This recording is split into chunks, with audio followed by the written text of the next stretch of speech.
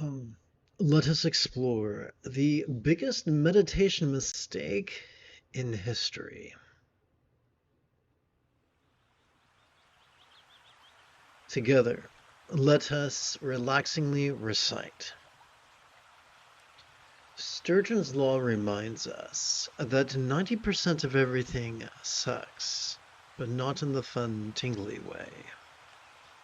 This includes humanity, even those who fancy themselves teachers of meditation. According to some, Gautama, who was known as the Buddha, was rather flexible, loving, rational, laid back, lucid, egalitarian, cooperative, and kind. This is why many people are enthusiastic to emulate his example. Many people, that is, other than his foolish cousin Devadatta. What was he like? Devadatta was rigid, fearful, superstitious, controlling, cryptic, elitist, competitive, and cruel. Gautama's path could be described by many terms, including yin, or spiritual matriarchy, and Devadatta's as yang, or religious patriarchy.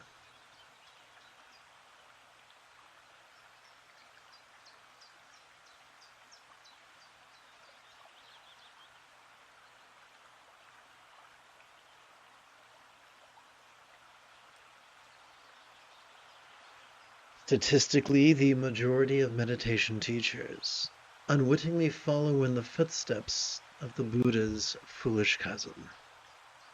Therefore, it could come as little surprise that these individuals implore their students to actively focus and analyze. They might even use labels like analysis, contemplation, vipassana, samatha, concentration, focus, or even mindfulness. Even though that final term is often woefully misapplied. The only way to practice either active focus or let's try this again. The only way to practice either active focus, active analysis, or both is to rely upon discrete neural pathways such as those found in our medial prefrontal cortex or dorsolateral prefrontal cortex. Overuse of such regions could exhaust our prefrontal cortex, triggering our amygdala, the seat of anxiety and aggression. This is clearly antithetical to the peace, love, and joy that lure us into what we hope is the Buddha's path of meditation. Far better it is to practice mindfulness and meditation in reliance upon the two branches of our autonomic nervous system.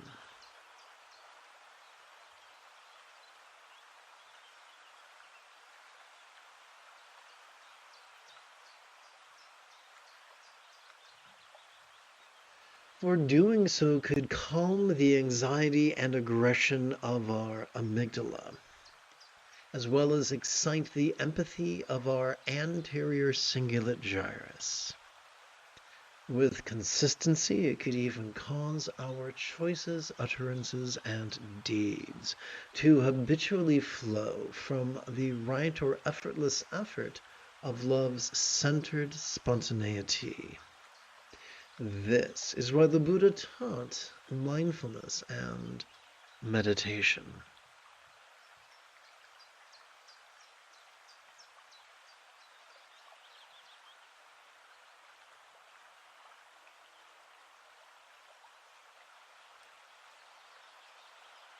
Having completed our opening lesson, let us shift gears.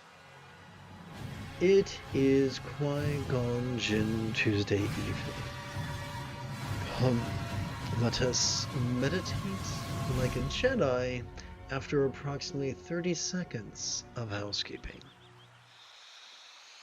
This is Lama Jigme Gyatso of the Buddha Joy Meditation School.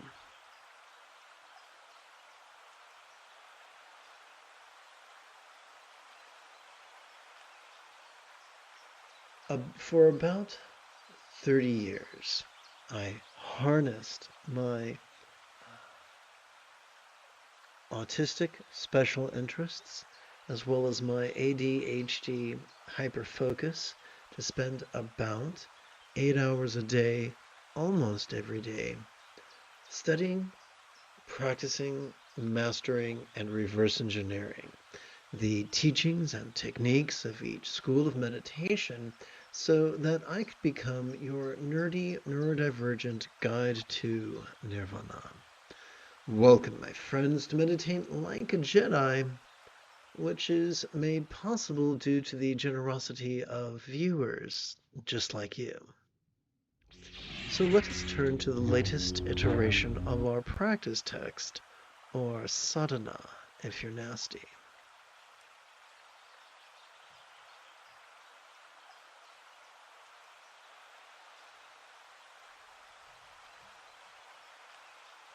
Please relaxingly recite with me. Whatever comes, may all beings notice, relax, and flow. Whatever stays, may all beings notice, relax, and flow. Whatever goes, may all beings notice, relax, and flow. We begin with the first of 4 mindful crease counting meditations. Upon the tip of our left index finger, we could rest the great knuckle at the base of our right index finger, palms up in our lap.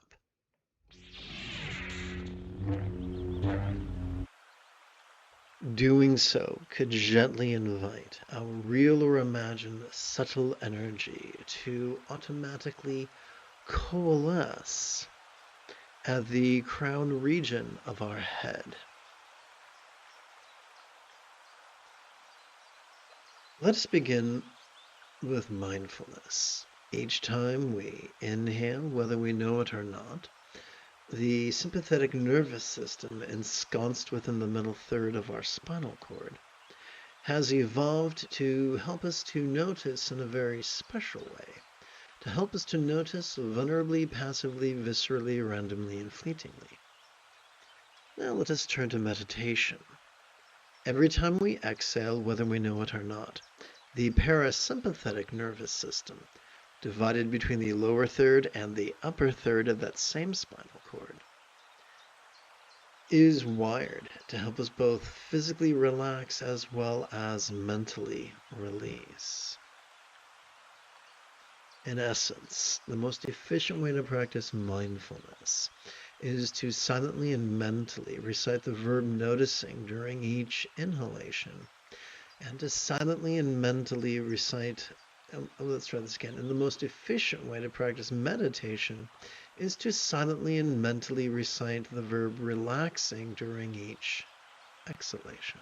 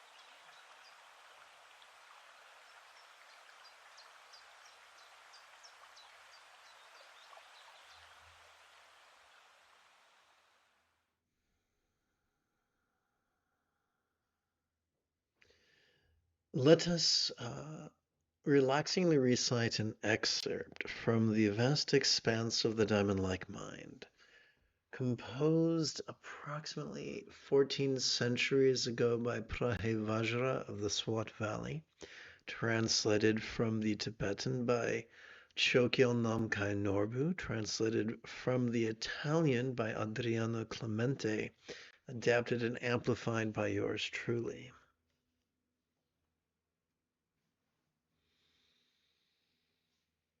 Let us relaxingly recite. The authentic condition being thus, by being shown as it is attained. As it is the very essence, its manifestation arises from it. Emaho, oh how marvelous. The authentic condition is one of many nicknames for our Buddha nature or for enlightenment, because quite simply, enlightenment is mastery of the Eightfold Path. The six folds of the Eightfold Path come spontaneously from our practice of mindfulness and meditation. Mindfulness is made possible because of our sympathetic nervous system. Meditation is made possible because of our parasympathetic nervous system. So the nickname authentic condition infers that enlightenment is the fruit of living in harmony with our autonomic nervous system, at least once every 12 hours or so. As it is the very essence, its manifestation arises from it. Emaho, oh how marvelous.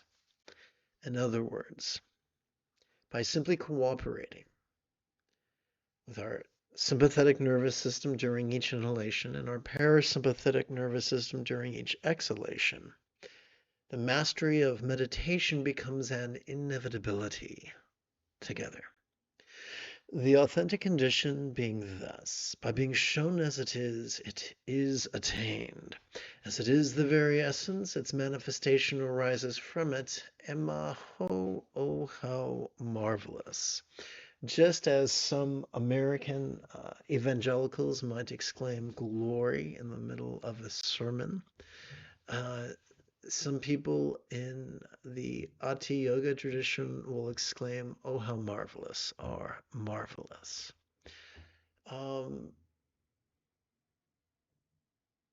But humans are humans, and human flaws are universal, and sometimes it's just used in a performative manner together. The authentic condition being thus, by being shown as it is attained. So, as we breathe in, we see reality as it is. We see sights and hear sounds and feel sensations and taste flavors and smell scents. Some are pleasurable, some are painful, some are interesting, some are boring, some are glorious, and some are grotesque. Likewise, during our inhalation, we might notice a whole array of human emotions, intentions, thoughts, memories, and imaginings. The courage of meditation is the courage to be vulnerable to the present moment, whatever that moment might bring us, even if it brings us a memory or a fantasy, even if it brings us something ugly or painful. Because no matter what we notice as we breathe in, once we relax, then that which we notice could feel as non-graspable is the illusion of the infinite azure sky on a bright and beautiful cloudless morn, which, although tantalizing to the eye, could be non-graspable to the hand.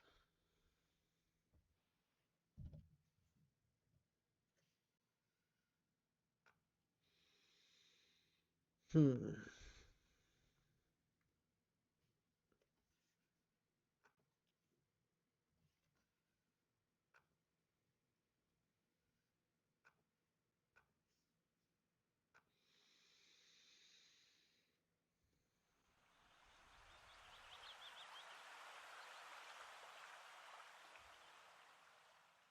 Upon the tip of our left middle finger, we could rest the great knuckle of our right middle finger, palms up in our lap.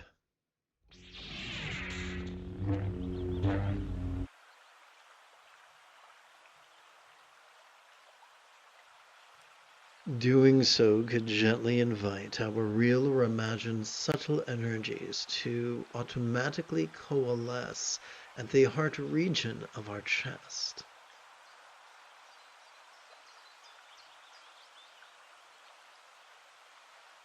By way of review, every time we inhale, thanks to our sympathetic nervous system, we are wired to vulnerably, passively, viscerally, randomly, and fleetingly notice mind's antics of perception, emotion, intention, cognition, recollection, and imagination. During each exhalation, thanks to our parasympathetic nervous system, we are wired to both physically relax as well as mentally release.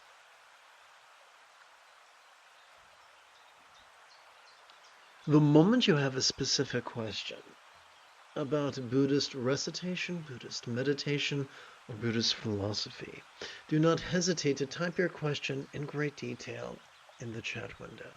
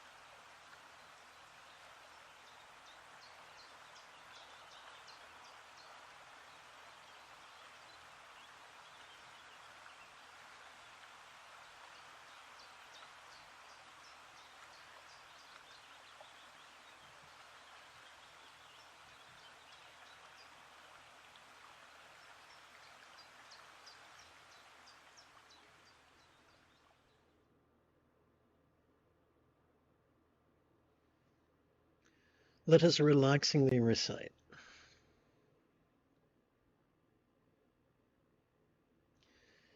Time past and time present are the authentic condition that is complete in its own place. Likewise, its path is the same.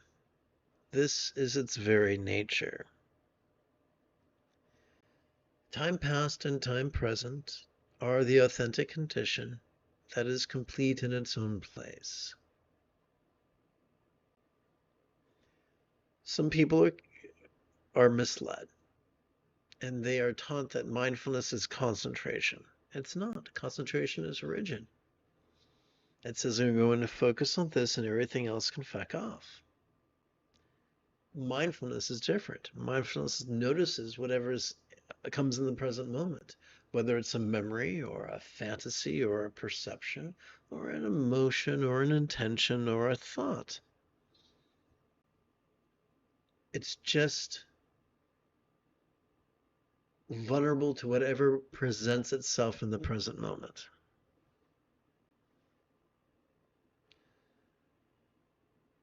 Noticing what we experience in this moment and relaxing is a complete practice.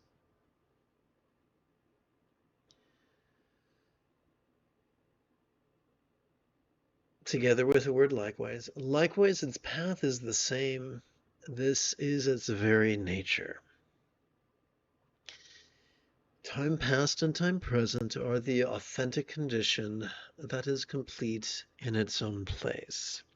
Likewise, its path is the same. This is the very nature.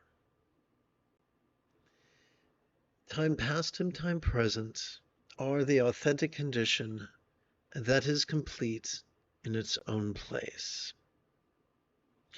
Likewise, its path is the same. This is its very nature.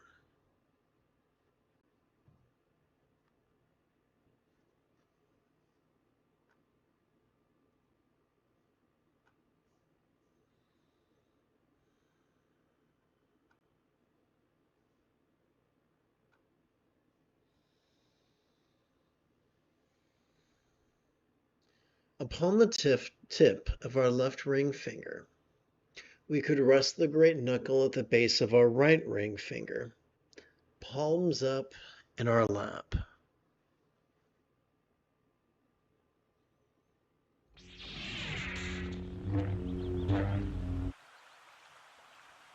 Doing so could gently invite our real or imagined subtle energies to automatically coalesce at the navel region of our mid-abdomen.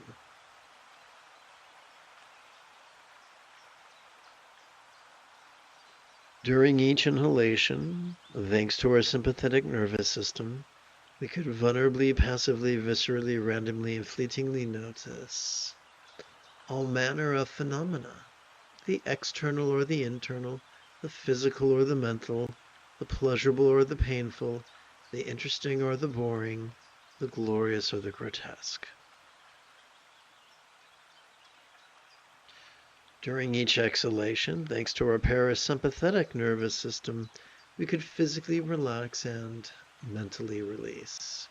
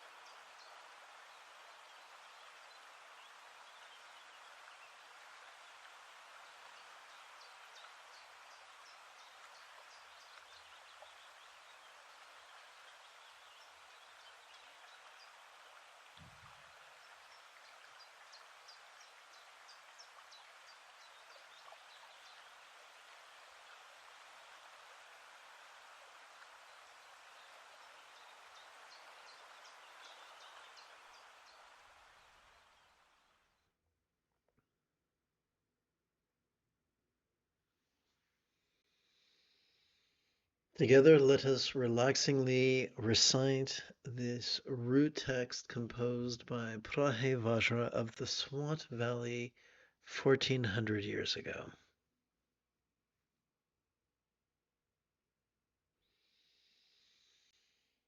Let us relaxingly recite together. The universal path that is the same as that is like the moon and the basis of its reflection. As it is the absolute equality of all, it is not realized with a limited view.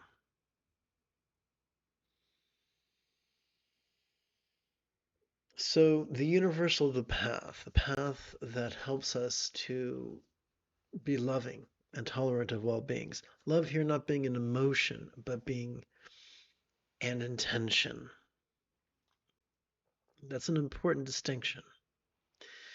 It's like the moon and the basis of its reflection. So just as the glory of a full moon on a clear night is reflected upon the calm surface of a pond, and that reflection is appearing, but it defies grasping. Similarly, every individual we notice, friends, enemies, and strangers, the soothing, the amusing, and the annoying, as we breathe in, they could seem incredibly tangible, but as we relax into our exhalation, they and their qualities feel less tangible. Let's continue. As it is the absolute equality of all, it is not realized with a limited view. So as we breathe in, things seem different and unequal. But as we relax into our exhalation, everything is equally less graspable. That's what's meant by this phrase right here. It's not realized with a limited view. This wisdom of letting go is not realized through concentration. It's not realized through pseudo-intellectual analysis. It's realized simply by cooperating with our sympathetic nervous system and our parasympathetic nervous system in harmony with each inhalation and exhalation. Let's continue. The universal path that is the same as that is like the moon and the basis of its reflection. As it is the absolute equality of all, it is not realized with a limited view.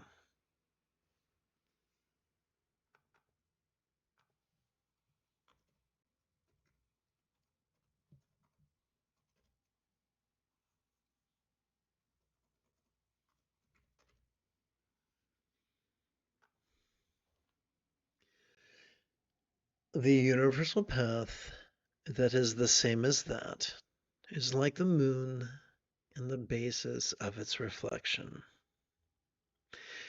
As it is not, let's try this again. As it is the absolute equality of all, it is not realized through a limited view.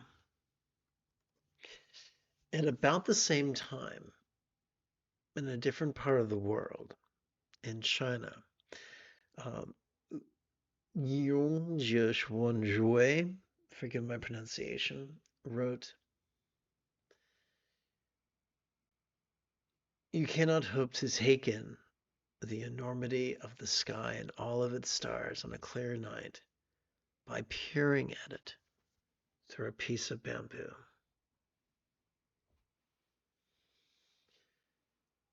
So in other words, it is not through active concentration, but passive, vulnerable perception. Just as foveal vision reveals far less than peripheral vision, concentration reveals far less than simply noticing vulnerably, passively, viscerally, randomly, and fleetingly.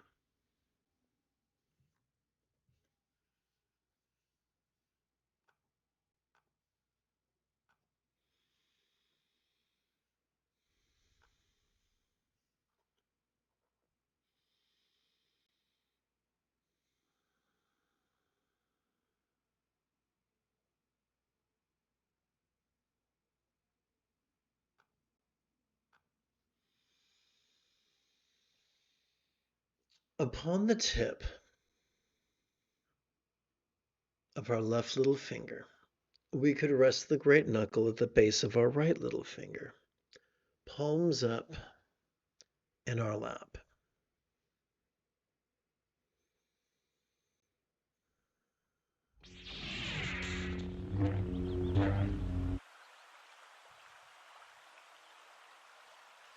Doing so could gently invite our real or imagined subtle energies to automatically coalesce at the bladder region of our lower abdomen.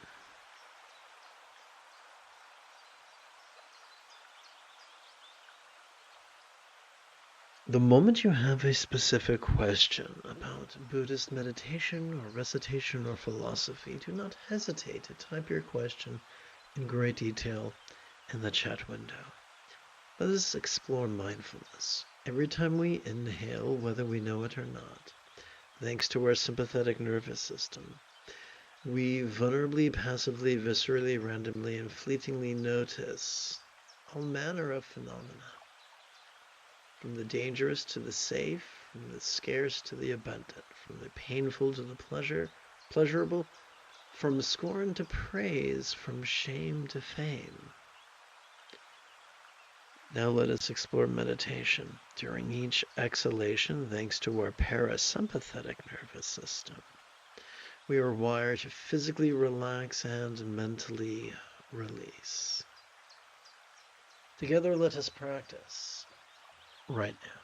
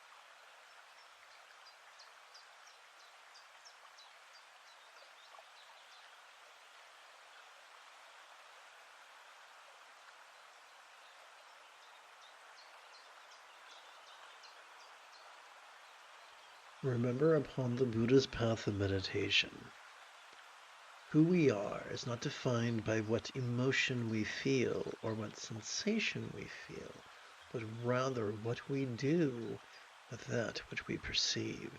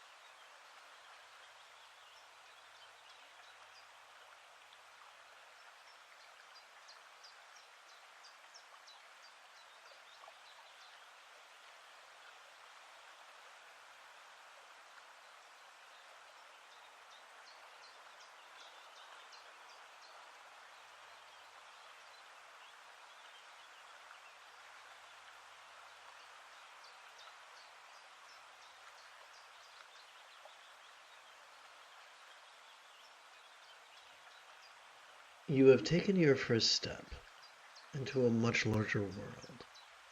If you feel that I have earned it, you could give this live stream a thumbs up. You could even help support this channel. In approximately 13 hours, I would very much like to return to lead tomorrow's morning meditation class and group practice. And if you are as geeky as me, may the Force be with you always.